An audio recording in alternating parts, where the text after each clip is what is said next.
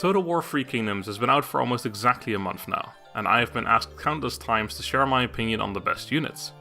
I've purposely been holding off on that and other lists of the sort because I wanted to be confident about my choices, and I'd rather give well-informed lists later than ill-informed ones sooner. I still stand by that and thus will not be giving my opinion on the best or worst units yet. Having said that, however, I'm more than willing to get started by doing some fun lists, which should not only prove entertaining, but also provide some actual insight into some of the units. With that being said, hello, my name is MrSmartDonkey, and welcome to the top 5 explosive units in Total War Three Kingdoms. The term explosive is going to be used rather loosely in this list, with different definitions, such as literal explosions caused by flaming ammunition, or explosive in the way that a unit can cause a lot of damage in a very short amount of time. With that in mind, let's see those predictions in the comments. Which units do you think will have a place on this list? Now, without any further ado, let's blow some shit up. Starting this list off at number 5 are the repeating crossbowmen, not to be confused with the heavy repeating crossbowmen who have a lower firing rate and thus should be ashamed of themselves. This is the type of unit that struggles in campaigns due to its short range, but can be a ton of fun to use in custom battles where you can set some ideal scenarios for it. I've recently become aware of how quickly a couple of these can melt a general. There's just something thrilling about seeing a general's health bar evaporate before your eyes, because it's such a rare thing in campaign battles. Alternatively, lining up a few of these against some poorly armoured and unshielded spearmen has a similar effect on my mood. It's just incredible fun to see these underappreciated units shine in their natural habitat. I still wouldn't really recruit these in a campaign, as their range severely lets them down and gets them killed before they get to the fun part. I also think they only really work well in a large group where they can just focus fire certain units down, which is in stark contrast with their intended use, which is to suppress and debuff as many enemy units as possible. Luckily this list focuses on only one thing, explosiveness, and the repeating crossbowmen are certainly explosive. Next up at number 4, literally any cavalry, or more specifically any shock cavalry, although most cavalry units will suffice. If you've watched any of my Let's Plays on any Total War game, you'll know that I love me some cavalry, and Three Kingdoms has got some of the strongest cavalry in the entire franchise. Part of the reason why cavalry are so strong in this game is because of how charges work. As long as a unit isn't braced, it will get absolutely demolished. Doesn't matter if it's an archer, sword or spear unit, they all get the same treatment if they aren't braced. It gets even worse for the enemy when they are either facing the wrong way or countercharging your cavalry.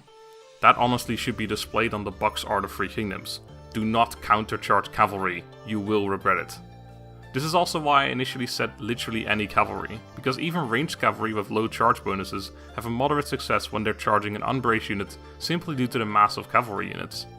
You don't need a long spear or halberd when your mount literally kills a dozen men just by running into them. That's what I call explosive. Coming in at number 3 is the Kongrong Wombo Combo, the Fury of Beihai and the Thunder of Jianan. I put these two together as they are essentially identical in the range department, with the only differentiator being a slightly higher ammunition count for the Thunder of Jianan. They both completely trump regular crossbowmen in terms of fire rate though, which is also what makes them so explosive. They fire twice as fast as regular crossbowmen, at almost the same rate as regular archers, while doing a stupid amount of armor piercing damage and have a whopping 250 range. These things combined means they melt just about anything in a matter of seconds. Melee units, ranged units, armored units, unarmored units, mounted units, unmounted units, scared units, brave units, enemy units, friendly units, units! I think you get what I'm trying to say. These are legitimately powerful units that you can use in any kind of scenario, unlike the repeating crossbowmen at number 5. They have the highest range in the game bar trebuchets, and thus almost never have to worry about having to walk through enemy fire to do anything. All in all, pretty explosive.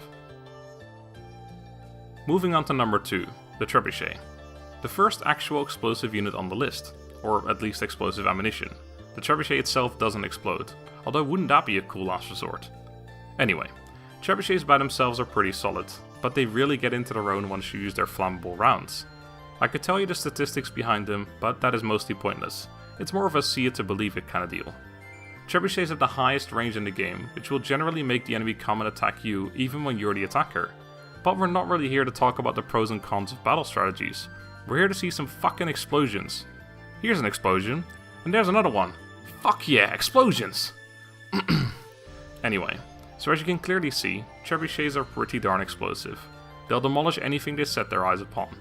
The only real downside of them is that for some reason CA decided to take out the option to manually fire them like you could with artillery in Total War games since Fall of the Samurai. It was always a lot of fun to do, so it's a shame to see that feature removed. But luckily, it doesn't make the trebuchets any less explosive.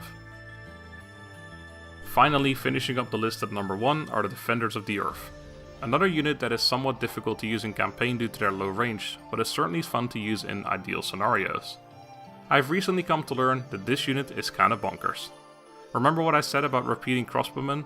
Yeah, well, just like quadruple that or something. This unit just melts away whatever it looks at.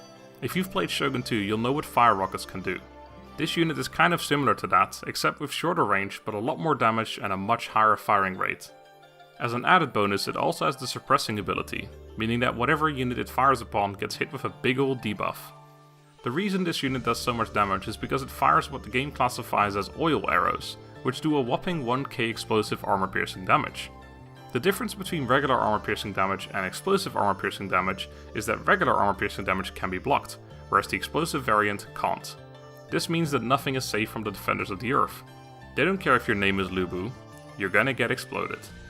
With that, we have come to the end of the top 5 explosive units. Let me know what you think of this list and tell me what other categories you'd like to see covered. There's plenty of unit variety in Free Kingdoms, so I'm sure there's plenty of other lists I can make. Finally, if you're thinking of purchasing Free Kingdoms yourself, you're in luck. I'm affiliated with 2Game, an official online retailer that's currently selling Free Kingdoms at a very attractive price. If you use my code SmartDonkey, you get an additional 10% off as well. You'll get an official Steam key upon purchasing the game. If the game is region locked for you, just change the currency in the top left of the screen and that'll fix it. If you'd like to just support me making this type of content instead, make sure to check out my Patreon page. All the relevant links will be in the description. Thank you very much for watching, I hope you've enjoyed, have a good day and goodbye.